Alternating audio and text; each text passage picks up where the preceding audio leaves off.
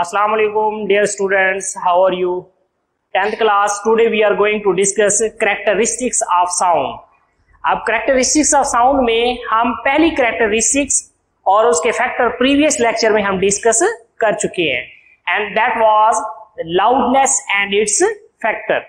Today we are going to discuss further characteristics of sound, which is pitch.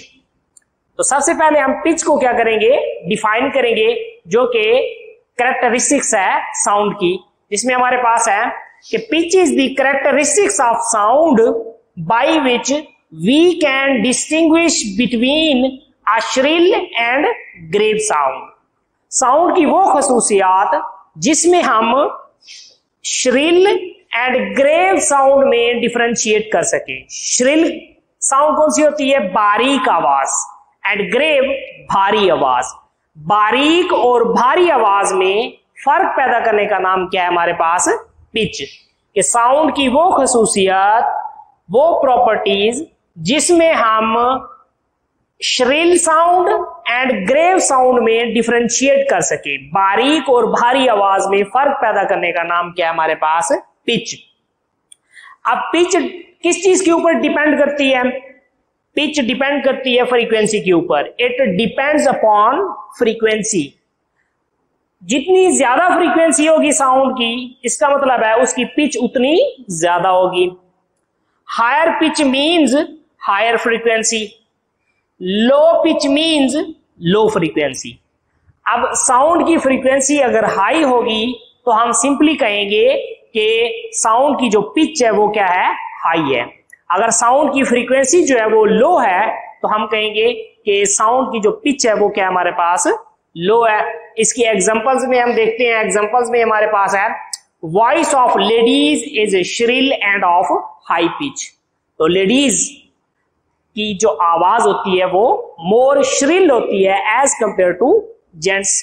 ठीक है, तो voice of ladies is a shrill end of high pitch mean उनकी जो number of waves होती हैं, sound की जो number of waves होती हैं लेडीज की, तो उनकी क्या होती हैं? ज्यादा होती हैं. इसका मतलब है उनकी फ्रीक्वेंसी क्या होगी? ज्यादा होगी. Voice of children is a shrill end of high pitch. तो छोटे छोटे जो बच्चे होते हैं उनकी आवाज भी क्या होती है? बारीक आवाज होती है और चुभने वाली आवाज होती है. सिंपल वे में हम कह सकते हैं कि इसलिए जब बच्चे चिल्लाते हैं तो ज्यादा डिस्टर्बेंस क्रिएट होती है. तो वॉइस ऑफ लेडीज भी सिमिलर वे में आएगा. इसी तरह से हमारे पास अगर हम ग्राफिकली रिप्रेजेंटेशन देखें तो ग्राफिकली रिप्रेजेंटेशन में हमारे पास ये वेव्स है जिसमें हम कहते हैं कि इसकी लो पिच है. लो पिच का मतलब है लो फ्रीक्वेंसी होगी. इसमें देखिए हमारे पास नंबर ऑफ वेव्स कितने हैं? यहां तक एक वेव होगी हमारे पास, ये इसका क्रस्ट और ये इसका ट्रफ. वन वेव कंप्लीट हो गई. सिमिलर वे में हमारे पास ये दूसरी वेव का क्रस्ट है और ये उसका ट्रफ. वेव मीन वही ट्रेवल कर रही है. ये हमारे पास 2 and this one is half. इसका मतलब है ये कितनी वेव्स हैं? 2.5 वेव्स है हमारे पास. सिमिलर वे में उतने ही डिस्टेंस के ऊपर हम इसमें देखेंगे हमारे पास 1 wave, 2 wave, 3 wave and 4 waves. तो इसमें हमारे पास वेव्स कितनी हैं? 4 वेव्स हैं. तो इसका मतलब है इसकी लो पिच थी तो फ्रीक्वेंसी हमारे पास क्या है? Low frequency. इसका मतलब हाई पिच है तो इसका मतलब है high frequency. High frequency mean high pitch. Number of waves जिसमें जितनी ज्यादा होंगी उसकी पिच उतनी ज्यादा होगी. तो ये ग्राफिकली रिप्रेजेंटेशन की है हमने किसकी? पिच की. तो यहां पर आप ये कह सकते हैं इसको कि variation of pitch with frequency, के जो पिच वेरी कर रही है फ्रीक्वेंसी के साथ साथ. कि इसमें नंबर ऑफ वेव्स अगर कम है तो इसका मतलब लो फ्रीक्वेंसी है इसकी. उस साउंड वेव की फ्रीक्वेंसी क्या है हमारे पास? लो है. या फ्रीक्वेंसी हमारे पास लो है तो इसका मतलब है उसकी पिच भी क्या होगी? लो होगी. अब इसमें हमारे पास high frequency mean number of waves जो है साउंड वेव्स वो क्या है?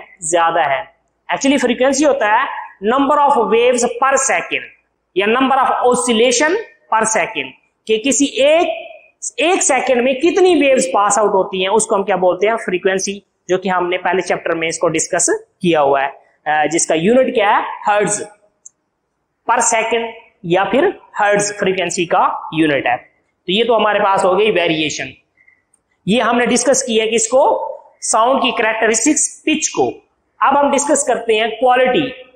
क्वालिटी क्या है हमारे पास, the characteristics of sound, sound की वो characteristics by which we can distinguish between two sounds of same loudness and pitch.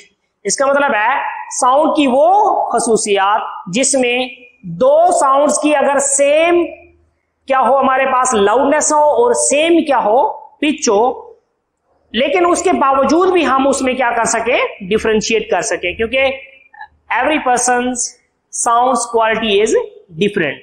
तो हम किस तरह से इसकी एग्जांपल यूं ली जा सकती है हमारे पास, while standing outside a room we can distinguish between the notes of a piano and flute being played inside the room। एक म्यूजिकल इंस्ट्रूमेंट है हमारे पास, ठीक है, बल्कि दोनों ही हमारे पास म्यूजिकल इंस्ट्रूमेंट है, एक हमारे पास पियानो है और एक हमारे पास बांसुरी है, फ्लूट पाइप। तो वो अगर कमरे के अंदर क्या हो रही है, साउंडिंग हो रही है, प्ले हो रही है, बज रही है, तो बाहर से खड़े होकर हम बता सकते हैं कि ये वाली जो साउंड है ये किसकी है, पियानो की है, और ये वाली जो साउंड है हमारे पास किसकी है, फ्लूट पाइप की है। तो इट मींस दोनों की सेम लाउडनेस है और सेम पिच है, उसके बावजूद हम क्या कर सकते हैं, डिफरेंशिएट कर सकते हैं।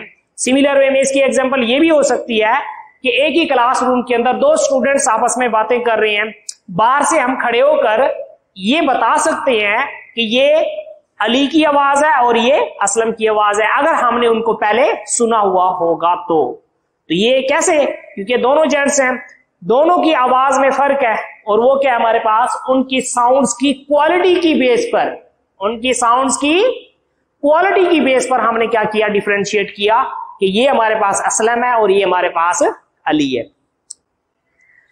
This is due to difference in the quality of these notes, कि पियानो और फ्लूट पाइप की जो हमारे पास फ्रीक्वेंसीज हैं उनमें हमने क्या किया है, डिफरेंशिएट किया है। डिफरेंशिएट करने पे हमें इट मींस हमने उनकी क्वालिटी की बेस पर उनमें क्या किया है, डिफरेंशिएट किया है। तो this was the characteristics of sound quality. Now we are going to discuss intensity of sound, sound की शिद्दत, intensity. Sound energy passing per second through a unit, किसी एक यूनिट में से पर सेकंड में कितनी साउंड पास आउट होती हैं, एक यूनिट एरिया में से पर सेकंड में कितनी वेव्स पास आउट होती हैं। अब वो यूनिट एरिया कैसा होगा, through a unit area held perpendicular to the direction of propagation of sound wave is called intensity. Mean हमारे पास ये यूनिट एरिया है, इसमें से साउंड वेव्स एक सेकंड में कितनी पास आउट होती हैं। Unit area held perpendicular to the direction of propagation of sound wave। अब प्रोपिगेशन का मतलब है साउंड वेव का ट्रेवल करना, कि ये हमारे पास साउंड वेव ट्रेवल करती हुई आ रही है हमारे पास, ठीक है, ये हमारे पास वो यूनिट एरिया है। अब इस यूनिट एरिया में से पर सेकंड में कितनी वेव्स पास आउट होती हैं, कितनी वेव्स पास आउट होती हैं, sound energy passing per second through a unit area held perpendicular to the direction of propagation of sound waves is called intensity of sound। अब sound एक energy की form में हमारे पास, साउंड एनर्जी पर second जो होता है वो हमारे पास एक्चुअली हम किस में लेते हैं, जूल पर सेकंड, जिसे हम कहते हैं वॉट। क्या कहते हैं, वॉट। ये जूल पर सेकंड, जूल पर सेकंड हमारे पास वॉट में होगा, और यूनिट एरिया जो है, एरिया हम मीटर स्क्वायर में लेते हैं, तो वॉट ये हो जाएगा हमारे पास वॉट ओवर मीटर स्क्वायर। तो ये मीटर स्क्वायर ऊपर जाके क्या बन जाएगा, पर मीटर स्क्वायर। तो इसका मतलब है साउंड की जो हमारे पास कैरेक्टरिस्टिक्स इंटेंसिटी है उसका यूनिट हम क्या लेंगे, वॉट पर मीटर स्क्वायर, वॉट पर मीटर स्क्वायर। तो ये हमने कुछ ग्राफिकली रिप्रेजेंटेशन किया है, क्वालिटी से ही रिलेटेड है, कि ट्यूनिंग फोक की वेव फॉर्म कैसी है, ये हमारे पास है। इसी तरह से फ्लूइड, इसी तरह से हमारे पास क्लैरिनेट।